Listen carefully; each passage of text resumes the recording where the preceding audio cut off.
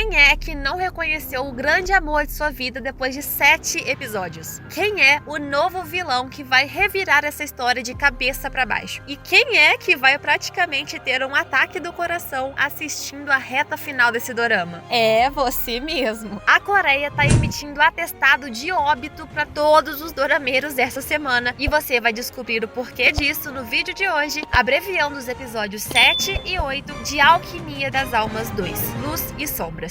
Salve-se quem puder, porque o Jang chegou e chegou poderosíssimo, acabando com a raça de todos com uma única rajada de poder. Deixando o melhor por último, o Ugi esmaga aquele capanga mor até ele parecer uma amoeba, depois, claro, dele entregar o Jinmu. Enquanto olhos são esbugalhados por aí, o Soyur tá perigosamente entre a vida e a morte. E as consequências, caso ele morresse, seriam maiores ainda. O pai dele, que é simplesmente um general, não deixaria barato. Uma guerra imensa entre os reinos com certeza estouraria. E como as notícias voam naquele país, logo o Jinmu tá prestes a ter um colapso medroso ao saber que o Jang massacrou seus soldados e que tá indo atrás dele. Ninguém é páreo pra um Jang tranquilo, imagina só pra um Jang furioso. É por isso que eu acho engraçado que os guardas ainda se dão ao trabalho de tentar lutar contra ele. Se fosse eu, só daria um passinho pro lado pra não atrapalhar a passagem dele. Mas antes que mais pessoas fossem arremessadas pelos ares, o príncipe herdeiro aparece pra impedir Jang de fazer alguma coisa que prejudicasse a si mesmo. Ah, esse príncipe com esse jeitinho estranho de tentar proteger o Jang, hein? E tem mais, o Park Jin acaba de se aposentar de sua aposentadoria, chegando em peso com Songrin para apoiar Jang a qualquer custo. Agora ou nunca, o príncipe tem a chance de se redimir se trouxer Jinmu até Jang. O Jinmu, no caso, tá tendo que se defender do que é indefensável e levando uma coça de todos os lados. Da Assembleia, querendo que ele se entregue para evitar uma guerra, e também do príncipe o pressionando, dizendo que Jang não vai recuar. Então Jinmu é obrigado a se humilhar para sua irmã, que o odeia, por ela ser a única que sabe a solução para a doença lá do verme. E se antes a Lady Jin se recusou a ajudar quando Jang pediu numa boa, agora, por bem ou por mal, ela tá se humilhando ali junto com Jinmu para acatar as ordens de Jang. E a solução é o pássaro de fogo, como a gente já imaginava. Mas como nada vem de graça nessa vida, a Lady Jin só vai ajudar Soyur se Jang mandar Buyeon de volta para casa. E ele concorda. Enquanto isso, a Naksu visita o Soyur se sentindo culpada e ainda tem que aturar a enfermeira Yunok sendo uma chatonilda, implicando com qualquer coisa e ainda por cima catando a carta que o Soyur deixou, contando sobre a verdadeira identidade da Buyeon. E quando eles se encontram, sem ele nem precisar dizer alguma coisa, a Naksu já sabe que foi abandonada, mas insiste em ajudar Soyur. Então, lá vamos nós pro plano. A energia do pássaro expulsaria o verme, mas existem 3 obstáculos. Primeiro, que não tem como levar o Soyur até Jinwon por motivos óbvios, e nem tem como tirar o pássaro do cofre para levar até a enfermaria. Para piorar mais um pouquinho, eles precisam usar a energia do pássaro, mas sem despertar ou quebrar a barreira que protege o bendito, senão todo mundo estaria perdido. Mas o nosso médico das bochechinhas rosa tem a ideia perfeita. O pavio de água da lanterna da vida, mais conhecida pela gente como bolinha mágica brilhante. Isso é tipo uma cópia do núcleo de energia. Então, o médico iria pegar toda a energia do Soyur e transferir para dentro daquela bolinha. Consequentemente, o verme iria junto. E para confundir o parasita, para ele ter uma ideia de que continua se alimentando de energia, a bolinha seria colocada dentro da Chuyeon, já que a energia da família Jin, obviamente, é compatível com a do verme. Mas antes, vamos ler a bula, as contraindicações médicas para engolir uma bolinha mágica. Não pode estar grávida. E a reação do Dangu, todo preocupado, entrega que o casal mais frufru daquele país já fez aquilo e antes do casal casado. E como tem a chance da Chuyeon estar grávida, é a Naksu que se voluntaria a seguir com o plano. Mas calma lá, que ainda tem mais um problema para resolver. Manter a barreira do pássaro intacta. Para isso, eles teriam que simular uma outra barreira com a energia de 30.000 nyang de ouro, que equivalem a 1.125 quilos de ouro.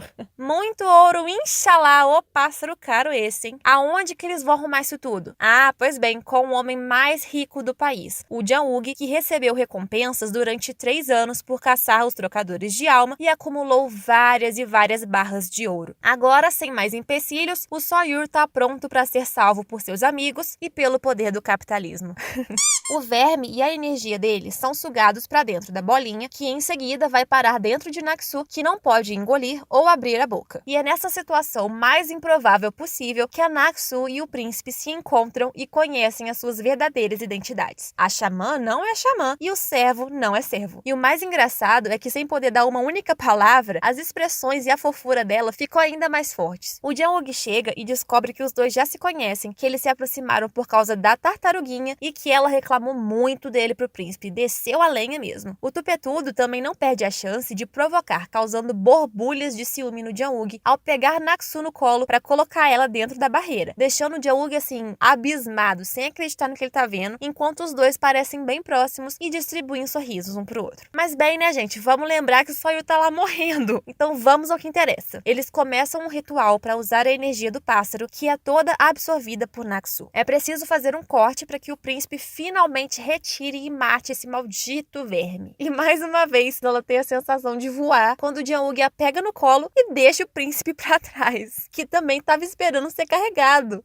Ai, não tem jeito, gente, eu não consigo odiar ele, que saco! Com o encostar de lábios, a Naksu devolve a orbe que tem a essência da vida de Soyur. E depois de serem heróis, chega a hora da separação. A Naksu tá triste por não poder mais manter o Ugi aquecido e protegido. Ela ainda acha que esse era o motivo dele ter aceitado casar com ela. É quando ele fala que ela é como um braseiro no verão, ou seja, praticamente uma inútil. Dessa vez, ela não segura a raiva diante de falas tão frias e diz que esse braseiro vai se transformar em cinzas enquanto ele pode congelar até a morte. E mais uma vez, os dois sendo comparados ao fogo e ao gelo. Se você viu o último vídeo aqui do canal, você sabe do que eu tô falando. Mas apesar de na frente dela parecer a frieza em pessoa, o Jang-wook não é nada sem a sua dona. Olha só que homem terrivelmente triste e deprimido, enquanto pensa em cada momento com ela o que a mãe maluca dela poderia fazer e percebendo que todas as coisas e lugares de sua casa o lembram dela. Enquanto isso, para atrapalhar a relação que estava começando a melhorar, o Jin-moo conta pro príncipe o grande segredo sobre Jang-wook ser o verdadeiro filho do falecido rei, para colocar um contra o outro, como se o Jang-wook quisesse roubar o trono dele. Oh, mas que homem mequetrefe esse! E no dia seguinte, a enxerida lê a carta de Soyur sem permissão e descobre que Buyeon é a Naksu. Por falar em Soyur, assim que ele acorda, ele procura o mestre Lee, que diz pro menino mago fingir ignorância porque logo a Naksu não estaria mais entre eles. Sabe por quê? Porque o mestre Lee mentiu pra gente esse tempo todo. A alma da Buyeon não morreu. Muito pelo contrário, ela continua habitando o seu corpo junto com a alma de Naksu. E a nossa verdadeira surpresa é descobrir que a Buyeon sempre foi a vilã. Assim como planejou desde o início, ela aprisionou a alma de Naksu somente para sugar toda a energia dela para seus próprios ganhos. Assim que a Buyeon estivesse forte e recuperada, ela expulsaria a alma de Naksu para sempre. A Chuyeon bem que avisou pra gente lá na primeira temporada que a habilidade da sua irmã sacerdotisa era tão poderosa que poderia controlar a alma até do mais poderoso mago, o fazendo ficar completamente indefeso. E foi isso que ela fez. Esses 3 Jins aqui não estão de brincadeira, né? Eles são os vilões da história de Yugi e Naksu. Passaram a história inteira usando ela como bem entenderam. A Jin Chuyeon parece ser a única que passou ilesa desse sangue ruim. E agora eu tô realmente com medo de como a Jin Buyeon vai controlar a Naksu. Tá me parecendo que a gente vai ter uma batalha entre a mais poderosa assassina e a mais poderosa sacerdotisa. Enquanto isso, sem ter ideia do que a espera, Naksu encontra Jang-wook. Depois de ver a lâmpada acendendo e apagando várias vezes, ele resolveu procurá-la. Ainda magoada, ela o trata com indiferença, fazendo ele provar do próprio veneno. É quando ele finalmente toma uma atitude, explicando que quando disse que ela não tinha mais utilidade, é porque agora ele não quer mais que ela retire a pedra de gelo de dentro dele para ele morrer. Em vez disso, ele quer viver junto com ela. Quando a lâmpada tá acesa, ele tá bem, mas quando a lâmpada apaga, ele enlouquece de saudades. É por isso que, simbolicamente, ela apaga a lâmpada e metade de mim fica completamente paralisada e a outra metade trimilicando enquanto eles se beijam apaixonadamente por 1 minuto e 57 segundos inteiros. Vocês têm noção, né? Isso é praticamente uma eternidade pros padrões dorama. E eu não tô reclamando não, podem continuar aí demonstrando como é que a química foi trazida ao mundo e como vocês conseguem ser o casal o mais sedutor e fofo ao mesmo tempo. Claro que ter o amor de sua vida é ótimo, mas se apaixonar de novo pela mesma pessoa é melhor ainda. O Jeong agora tá empenhado na ideia do casamento de verdade para conseguir a bênção da mãe dela. Eles continuam sendo completamente apaixonadinhos enquanto prometem se ver quando estiverem separados, nem que para isso ele precise entrar na casa dela escondido. Antes deles se separarem, ela diz que sempre soube, desde o momento que o viu pela primeira vez, que ele seria o marido dela. E essa fala traz memórias tanto para ela, tanto para ele, do momento que o Wook disse a mesma coisa para sua mestra anos atrás. Depois de prestar homenagem a Sohee, o Soyur decide conversar com a Lady Jin para ajudar na tarefa de fazer a mulher desistir da ideia de levar Buyeon para casa. De repente, o Soyur passou do garoto que estava planejando matar a si mesmo e a Naksu para alguém que quer ajudá-la a ficar com Jeong. Isso porque agora ele se sente triste e agoniado por saber que a alma dela vai desaparecer. E quando isso acontecer, a filha verdadeira, a Buyeon, vai assumir o corpo, já que a Naksu tem tão pouco tempo de vida que ela pelo menos seja feliz durante esse tempo, estando ao lado de quem ela deseja de verdade. Pode perguntar pro mestre Lee se você tá duvidando de mim, o Soyur fala, mas se você quer a sua filha de volta, deixa a Naksu casar com Jeong. E apesar de ter ajudado, ele age bem frio assim quando encontra com ela, dizendo que o coração dele tá doendo por vê-la sorrindo na frente dele. Claro que ela não sorriria se ela soubesse das coisas terríveis que ele pensou em fazer. E dá-lhe mais uma enxurrada de memórias com a Naksu se lembrando de sua adolescência com Soyur. Ele incentiva que ela vá até a floresta da grande árvore para descobrir sua verdadeira identidade, mesmo que isso vá doer pra caramba. Depois disso, quem em sã consciência iria querer descobrir a verdade? Sofrer? Mais? Ah, não, tô tranquila, prefiro ficar aqui na minha ignorância, sem memórias mesmo. É isso que a Naksu pensa, principalmente quando ela encontra o Jeong em casa e vê a cicatriz da espada em sua barriga. Ela não poderia correr o risco de perdê-lo logo agora que o conquistou e prometeu ficar ao lado dele. Mas não é isso que a enxerida da Yunok planeja. Depois de escutar a conversa dela com Soyur, ela invade a farmácia, pegando um remédio que mostra a marca azul de trocadores de almas. Se a Naksu tá fugindo de suas memórias, então seria a Yunok que mostraria quem ela é e a força. A armadilha é montada e a intrometida que tá me dando nos nervos espirra o líquido mágico em Naksu, fazendo os olhos dela brilharem em azul. O menino bonzinho Soyur chega na hora pra parar essa desmiolada e ainda brigar com ela por ter roubado e lido a carta dele. Mas a marca ainda é visível pra Naksu, que se choca ao ver o seu reflexo na água. Os olhos azuizinhos, enquanto memórias do momento em que ela praticou a alquimia das almas voltam forte que nem um soco na cara. De barco, ela parte para sua cidade natal para encontrar a árvore que daria as respostas que ela precisava, enquanto mais lembranças com Jeong aparecem. Quando ela encontra a grandiosa árvore em sua frente, é como se ela estivesse assistindo a um filme. A vida dela passando toda na frente dos olhos, tudo voltando à tona, uma coisa em seguida da outra, deixando ela desorientada ao finalmente descobrir quem ela é, quem ela amava e o que ela fez. É quando de repente ela vê a Buyeon mais jovem, a dona do corpo e a vilã da história, contando que se alimentou da energia de Naksu, que nem os trocadores de alma enlouquecidos fazem, para recuperar os seus poderes divinos que tinha perdido. E ela deixa o recado. Logo, Naksu vai precisar deixar o corpo e agora que descobriu tudo, vai sofrer até morrer. Enquanto isso tudo acontece, o príncipe herdeiro encurrala o Jeong, dizendo que se ele não pretende lutar pelo trono, como diz, então ele deve aceitar ir para a Fortaleza do Norte e ficar lá como um general. Dessa forma, o príncipe poderia se esconder nas sombras de Jinmu como um belo arregão. Mas algo me cheira estranho nisso, hein? Algo me diz que o príncipe não iria acatar tão fácil assim as ordens do Jinmu. Ainda mais depois de ver que o Jinmu sumiu com a tartaruguinha dele, chamando ela de fraca e insignificante. Insignificante é você, seu Palerma. Ó, você não xinga cascudinha não, porque eu te xingo também. Eu quero muito acreditar que o príncipe e o Jeong estão armando algum plano mirabolante. Ainda mais porque o Jeong aceitou assim tão fácil, sabe? E também porque parece que o príncipe tá sendo muito submisso com o Jinmu, parecendo que tá só colhendo umas informações aí que precisa. Tô pronta, já tô até com roupa de ir pra ver o príncipe acabando com a carreira do Jinmu por causa da tartaruguinha dele. Ninguém mexe com essa tartaruga na minha frente. Depois de ter passado o dia inteiro fora, o Jeong encontra a Naksu no bordel. Ela tá visivelmente desorientada e até a voz dela já tá diferente quando conta que descobriu quem é de verdade. Agora que ela se lembra que matou o Jeong, que causou tanta dor a ele, ela tá se sentindo completamente culpada. Eles estão apaixonados um pelo outro de novo, mas ela sente que não pode ficar com ele correndo o risco de machucá-lo. Por isso, com lágrimas escorrendo pelo rosto, mesmo que seja difícil, ela conta uma meia-verdade, dizendo que amou profundamente um homem no passado e por isso Jeong precisa a esquecer. E ela ela volta sozinha pra casa como prometido, deixando o Jang-wook pra trás desolado e perdido. Eu não aguento mais sofrer, gente. Parece que a gente tá andando em um círculo eterno com essa história. Alguém faz alguma coisa. Quando ela volta pra casa, ela ainda escolhe ficar na antiga prisão, parecendo estar simplesmente desistindo de tudo, só literalmente respirando e esperando morrer. Enquanto isso, eu tenho que me segurar pra não rir no momento tenso desses, mas é quase impossível, porque o Jang-wook fica com ciúmes do tal cara que ela já amou, ou seja, tá com ciúme dele mesmo e provando do próprio veneno, se sentindo péssimo por ela ter sido tão fria com ele. Ah, que nem você foi com ela por 6 episódios, né, filhote? Mas ele não desiste fácil. O Jang-wook engana todos os guardas e entra escondido no quarto dela, que nem ele prometeu fazer. Ele revela em alto e bom som que gosta muito dela, que foi ela quem preencheu o coração vazio dele e que até amou as cicatrizes dele. Naksu!